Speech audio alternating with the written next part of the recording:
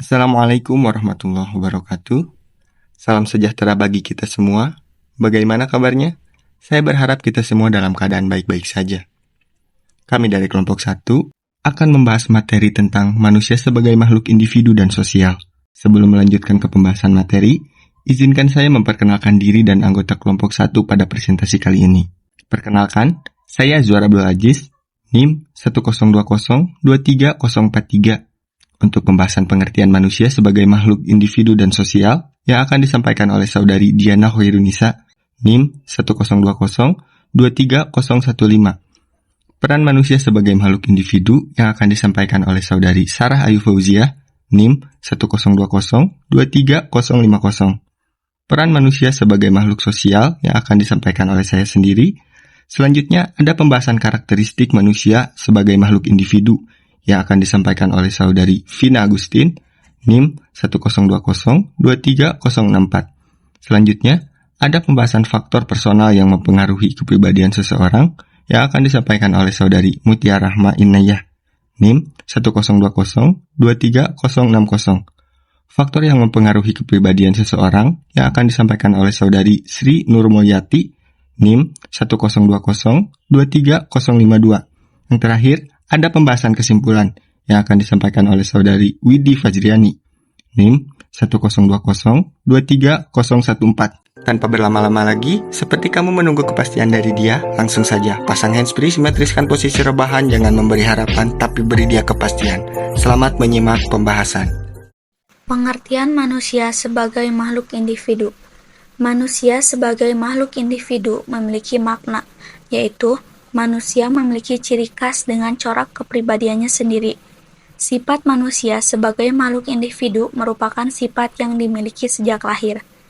Pada dasarnya, setiap makhluk individu diciptakan oleh Tuhan dengan berbeda dan memiliki keunikan masing-masing yang membedakan individu satu dengan individu lainnya. Perbedaannya bisa dari sifat atau ciri khas karakter yang dimiliki oleh tiap individu.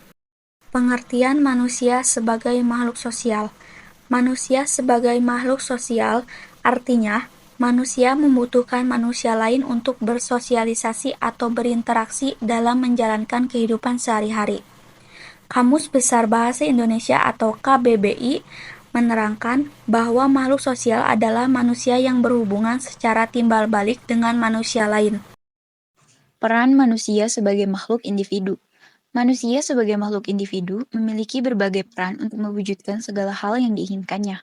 Manusia sebagai makhluk individu berperan menjaga dan mempertahankan harkat martabat yang dimilikinya. Kemudian, sebagai makhluk individu, manusia terus berupaya memenuhi hak-hak dasarnya, merealisasikan segenap potensi diri, baik dari segi jasmani dan rohani, menjadi salah satu peran manusia sebagai makhluk individu. Selain itu, manusia sebagai makhluk individu juga berperan memenuhi kebutuhan dan kepentingan diri demi kesejahteraan hidup yang dijalaninya, seperti menuntut dan menentukan ilmu pengetahuan.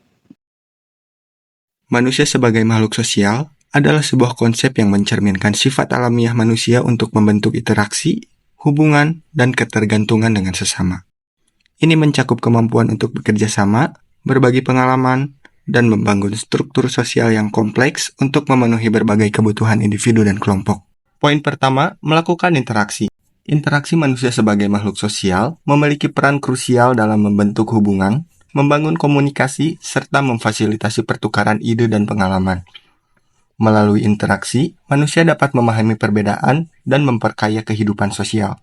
Interaksi juga menjadi landasan bagi perkembangan individu dan kelompok secara keseluruhan. Poin kedua, menciptakan norma yang mengatur kehidupan sosial. Peran manusia sebagai makhluk sosial melibatkan kemampuan untuk berinteraksi, berkomunikasi, dan membentuk norma bersama. Dengan saling bekerja sama, manusia menciptakan norma yang mengatur kehidupan untuk mempromosikan kerjasama, keadilan, dan harmoni dalam masyarakat.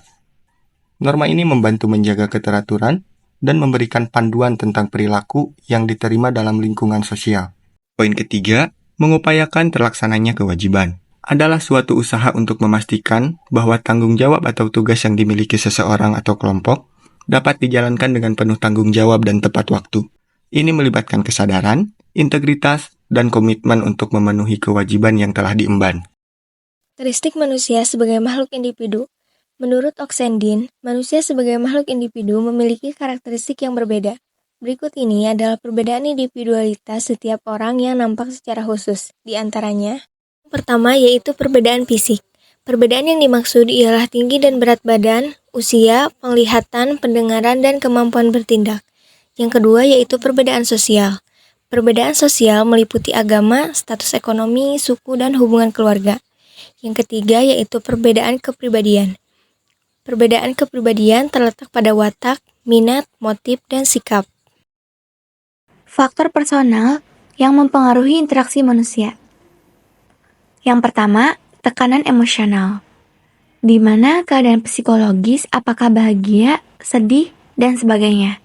Lalu yang kedua, harga diri yang rendah, di mana keadaan seperti ini akan membentuk keadaan psikologi yang membutuhkan kasih sayang dan moral. Lalu yang ketiga, isolasi sosial. Keadaan semacam ini di mana seseorang akan berupaya melakukan sebuah interaksi dengan orang yang sepaham atau sepemikiran agar terbentuk sebuah interaksi yang harmonis. Selanjutnya, ada faktor yang mempengaruhi kepribadian seseorang. Faktor yang mempengaruhi kepribadian seseorang di sini terdapat dua macam.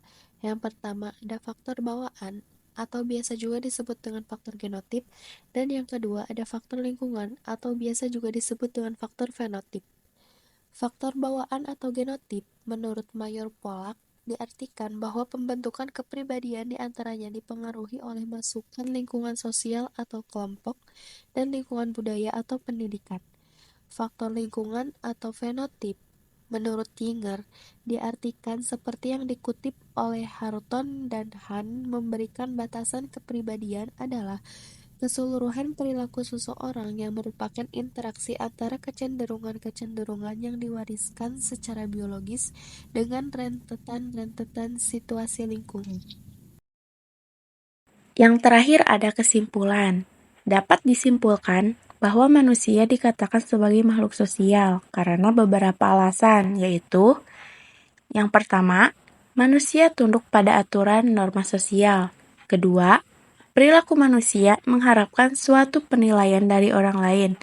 Ketiga, manusia memiliki kebutuhan untuk berinteraksi dengan orang lain.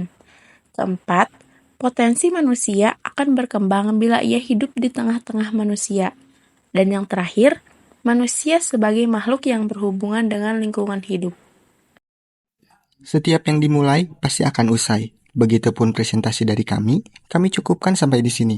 Jika ada kesalahan, mohon dibicarakan baik-baik, bukan malah pergi mencari yang lebih baik. Sekian dari kami. Wassalamualaikum warahmatullahi wabarakatuh.